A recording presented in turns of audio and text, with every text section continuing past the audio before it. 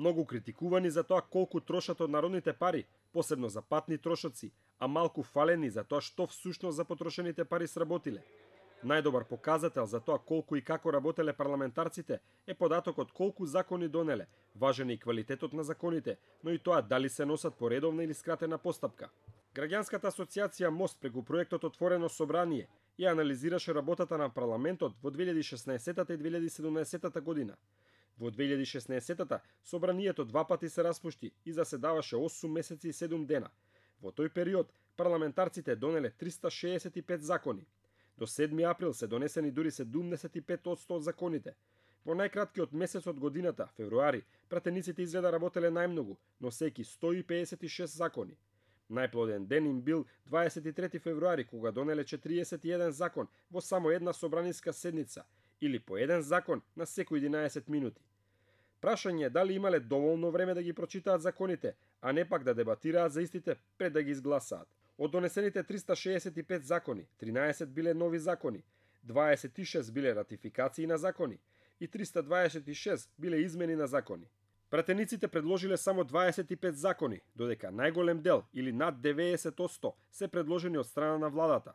Планирани биле 54 закони со ЕУ знаменце, а донесени биле само 5, кои се закони за усогласување со Европската Унија. Најголем дел од законите се носени по скратена постапка. Законот за спорт и за градење во само една година биле менувани дури 5 пати. Но што покажува анализата за работата на новиот пратенички состав? Дали тие работеле поквалитетно и поажурно или продолжиле со истата пракса како и нивните претходници? Во 2017 биле одржани двојно помалку седници од претходната година, 145. Во тој период донесени се 33 закони. Ова најмногу се должи на лошиот старт на конститутивната седница која наместо вообичаените 1 до 2 дена траеше цели 22 дена.